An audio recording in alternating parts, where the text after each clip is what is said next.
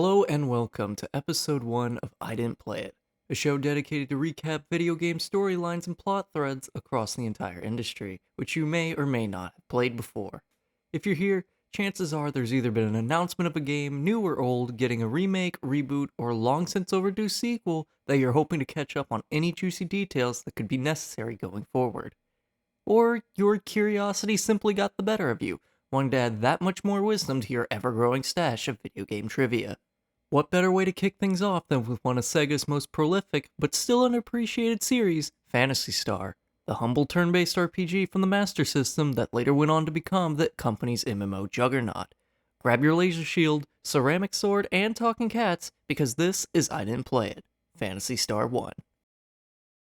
According to both the game's manual and our intro cutscene at the start of the game, what we're provided with is the following. The year is Space Century 342.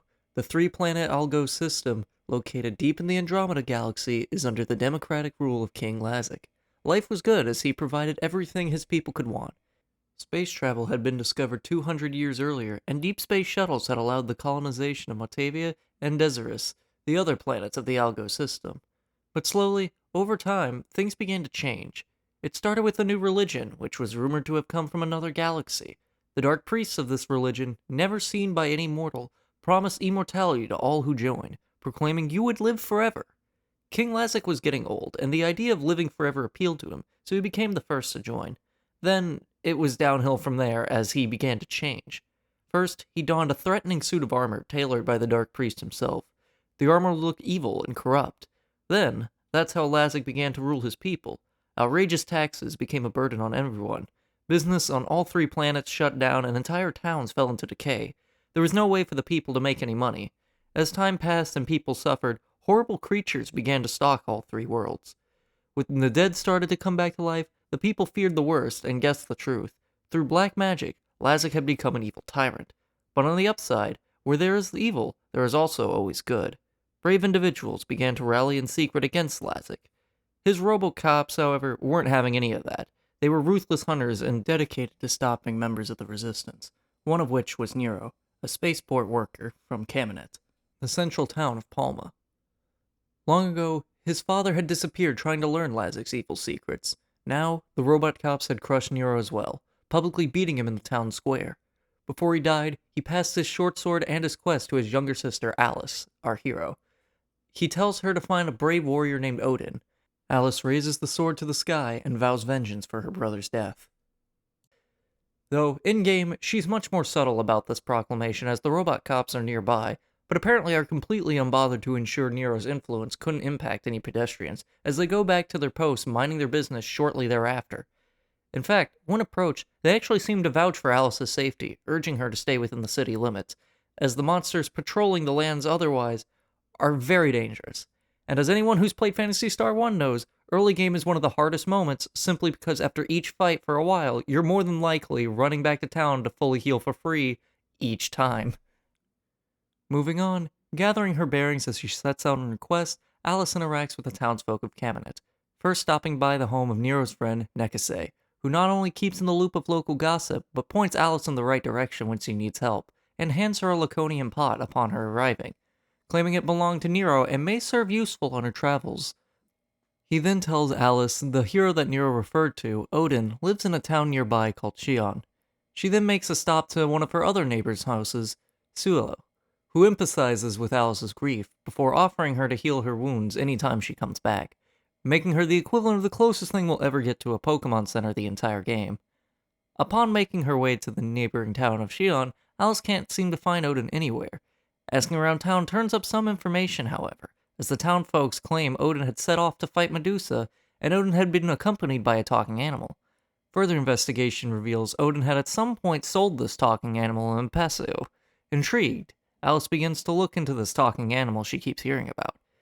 Her curiosity is halted, however, as in order to use the local spaceport to head to Paseo, she'll need to get a road pass, as the robot cops have been enacting martial law on Kamenet after the public display of beating Nero to death. Upon returning to Shion, or Sion depending how you want to pronounce this, makes her way to the second-hand store, having heard rumors that the proprietor isn't as clean-cut as he might seem. Alice, not accepting no for an answer, presses the proprietor to get a road pass that can get her into the spaceport back on Caminid.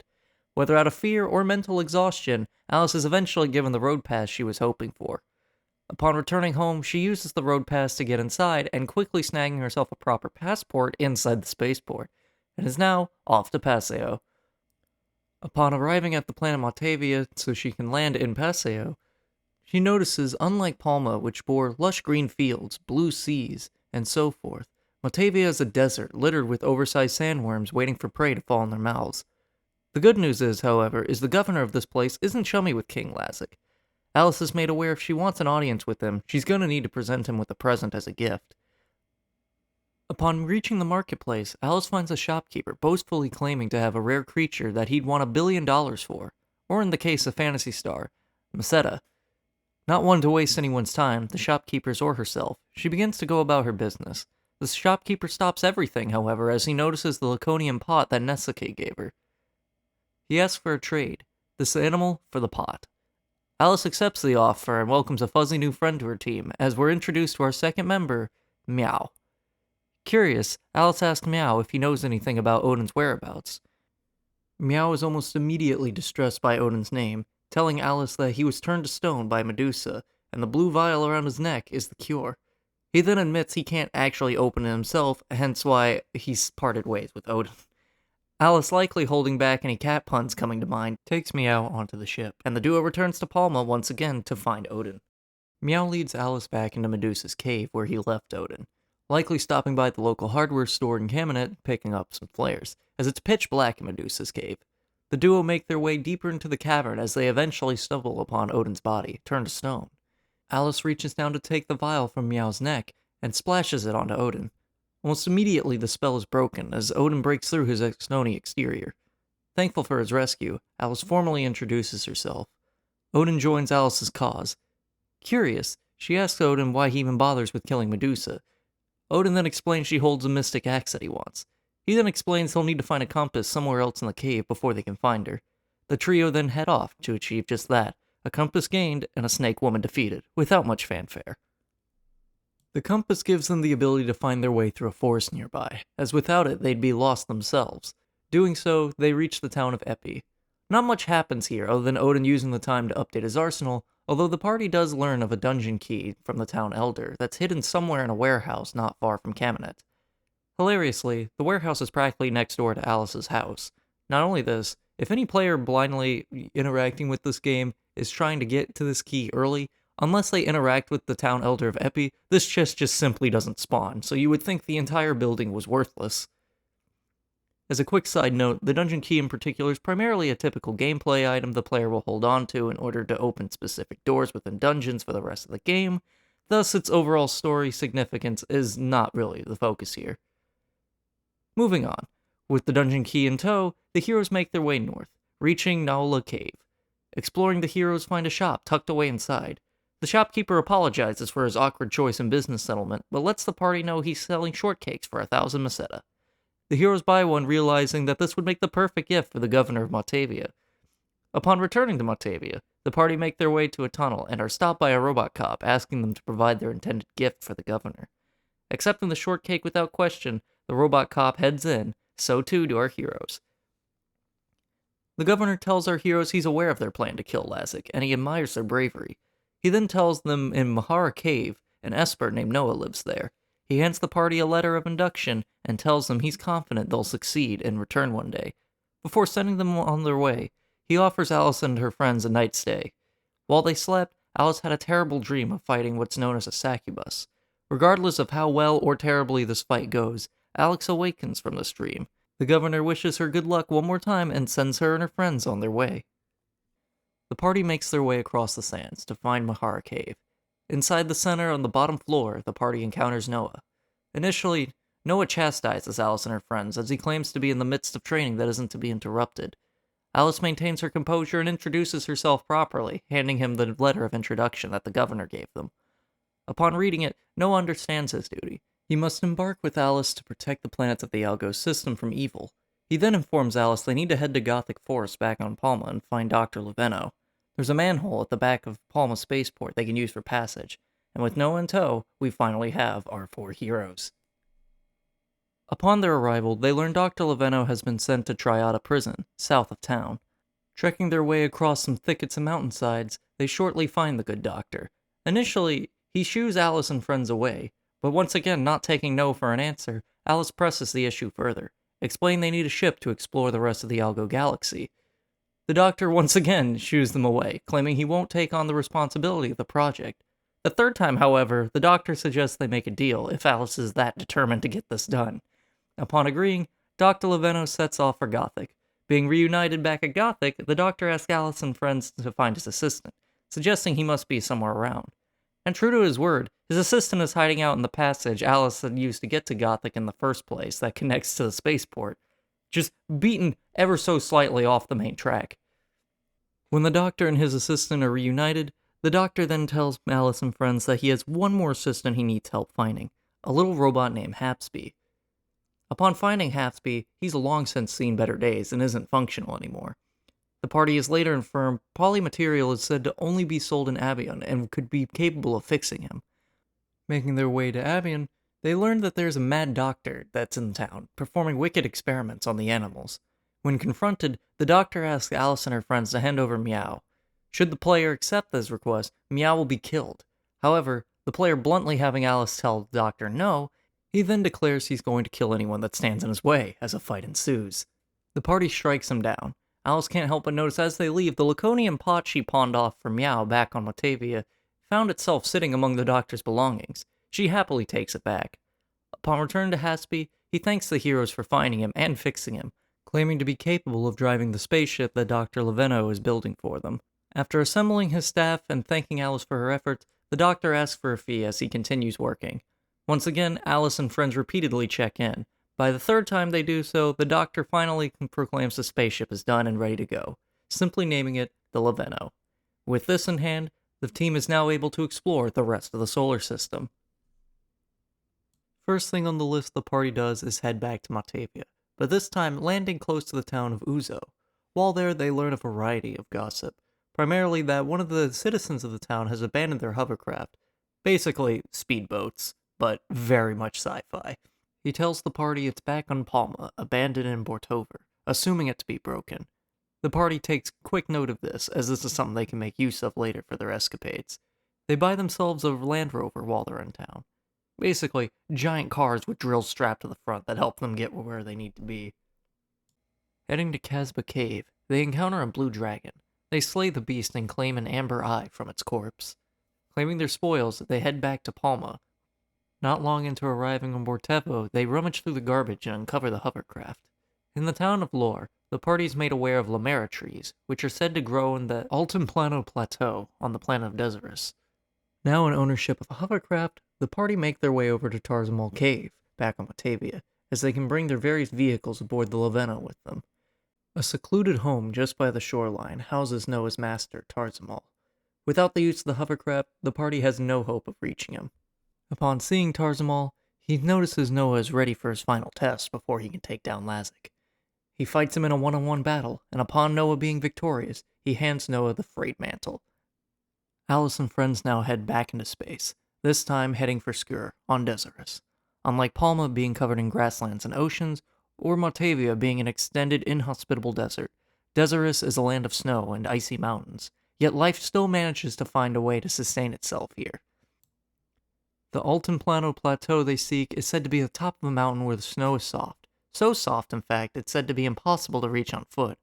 Once reaching Twin Town, after crossing some fields and caves of ice and snow, the party manages to purchase themselves their very own ice digger, making access to the plateau that much more manageable. They are now the masters of land, sea, space, and ice. Being given the ability to traverse Desirus with relative ease, the team heads to Garon Morg to find themselves a suit of Laconian armor, which is said to be made of the best material in the solar system. Searching the grounds and having Meow disarm a couple of booby traps, Odin finds what's his best armor in the game. Backtracking a bit, the heroes make their way to the Corona Tower. Inside, a lone Dazorian stands in the depths, claiming to offer a flame that's burned for 100 years. All for the amber eye that they claimed from the dragon earlier. In doing so, they acquire the Eclipse Torch. With this in hand, they head south, reaching the Arrow Prism Cave. They slay a duo of titans inside, and claim the prism, which will be more important later. Backtracking once again, they search the icy tundras and find a lone tree by itself. Alice shines the eclipse torch to the sky as the snow finally melts away.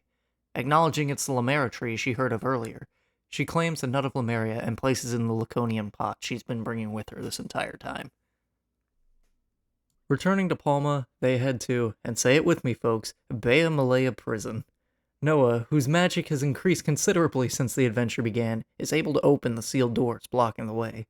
Inside is a RoboCop that asks if the party has their road pass. If they say yes, they'll be in trouble and thrown into the jail itself, having been a forgery this entire time. Being oddly honest given the circumstances, the RoboCop proceeds to take the opportunity to attempt their murder for being considered intruders, as Alice straight up tells him, "No, I don't have it." Making their way through, they encounter Dammer, the soothsayer. Dammer proceeds to ask Alice a series of odd questions. However obscene they may appear at first, should Alice play along despite their obscure nature, he proceeds to appreciate her ability to not take it upon herself and openly contradict him. Doing this, he hands her a magic crystal that is supposedly strong enough to strike fear into the hearts of warlords, mitigating their magic. Making their way through the tower, Alice has an idea. She takes the prism they receive on Desirous and holds it high into the sky. Doing so reveals a floating castle for all to see. It was then Alice recalls rumors she heard in Abion, and feeds the nut of Lamera to Meow. Shortly after eating it, he transforms into a magical beast with wings. Riding Meow to the floating castle, they encounter a golden dragon that's none too pleased with unwelcome guests. Upon slaying the dragon, Alice and friends find themselves entering with little resistance. Most of the townspeople stay silent. However, one name still gets uttered through the townspeople's lips. Lazik. Marching their way through his castle, they are stopped by a shadow who looks eerily similar to Dr. Mad, claiming to have watched all their actions thus far, and thus he takes up arms against Alice and her party. Striking him down, he claims in his dying breaths that he's only Lazik's shadow. Even if he dies, this victory is meaningless. Using a miracle key they found in Bea Malaya Tower, they're able to open the magically sealed doors to Lazik's throne room. Lazik congratulates them for making it this far, though asks them if they truly intend to kill an old man, seemingly begging for his life. Alice and her party don't falter, and draw their weapons. The fight is long and arduous, but with their combined effort, Lazik finally falls.